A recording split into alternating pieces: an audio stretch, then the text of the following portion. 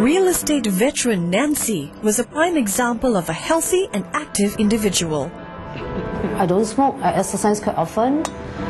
Basically, I am a very active person because I don't normally have flu. I think doctors will find it very hard to make money out of me. I do my full medical checkup every year, so I would say my health is above average. When Nancy's husband was diagnosed with cancer, she visited him every day to keep him company.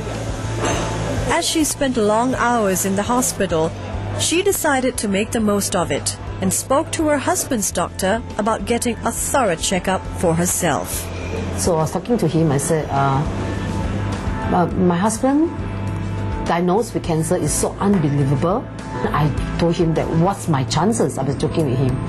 And he says, well, you fast tonight and you see me tomorrow. I will do a blood test for you. Then 3 days down the road, I was in the office, sitting in front of him. When he told me the result from my blood test, most of the area I passed except for one cancer marker, which is CA125. And he told me, Nancy, your CA125 is double. At that point in time, I thought he was joking. And I looked at him and I told him that, are you joking? He said, no, I'm not joking. CA125 is a biomarker commonly used to detect ovarian cancer.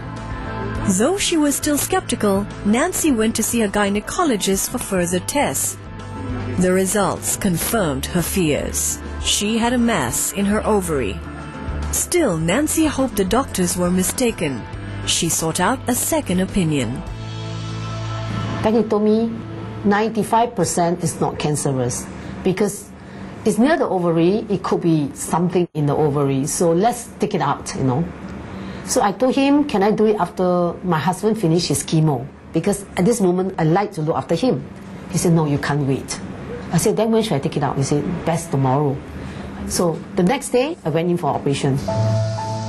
When she woke from the operation, her doctor told her there was good news and bad news. I said, give me the good news first. He said, the good news is your operation went on smoothly. Nothing wrong. The bad news is you got cancer. I was shocked. I was shocked. Though the doctors recommended chemotherapy to ensure all the cancer had been eradicated, Nancy refused. Her mother had died of cancer at age 53 after suffering the terrible side effects of chemotherapy, and Nancy did not want the same path for herself.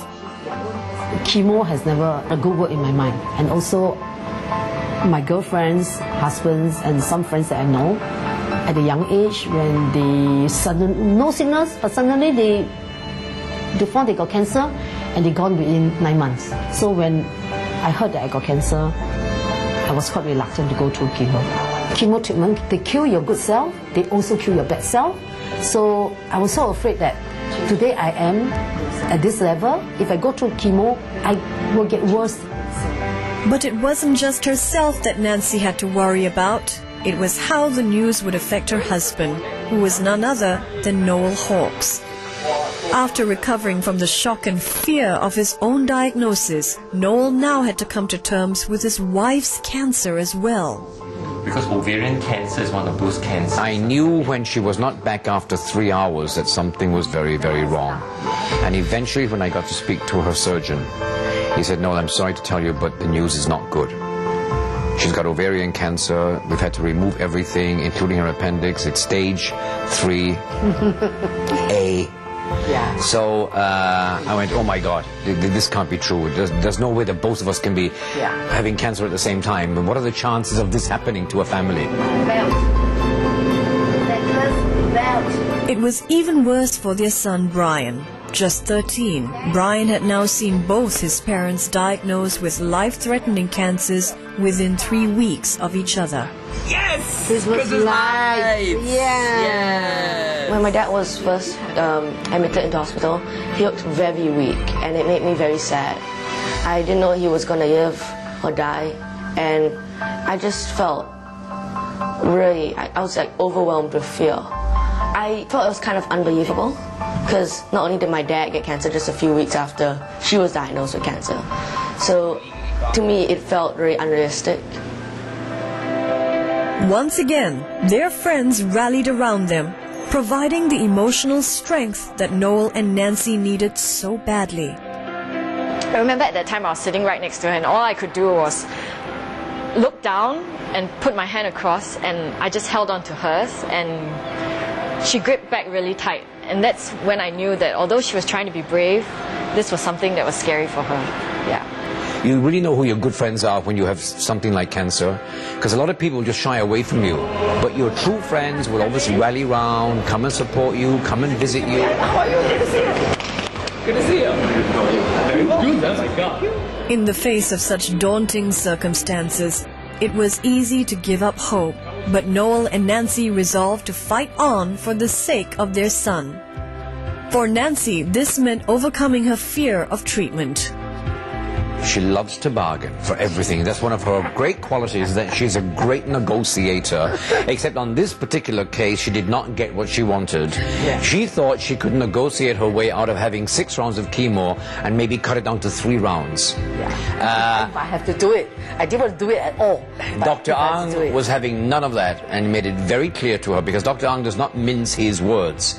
And he said, Nancy, you have got an aggressive cancer and we will have to treat it, and treat it aggressively, and that means the full 6 rounds. So stop all that nonsense about trying to negotiate with me. They didn't want to give up. They just wanted to fight it. I believe Brian was the main motivation. Brian is 12 years old, 13 at the time. They don't want them to go and him staying alone. They wanted to see him growing up, to become a man, getting married, having children, and carrying on. And that, I think that's what kept them. With the encouragement of their friends and the strength of their marriage to sustain them, Noel and Nancy were ready to do battle with cancer. Ahead of them was the difficult road of chemotherapy.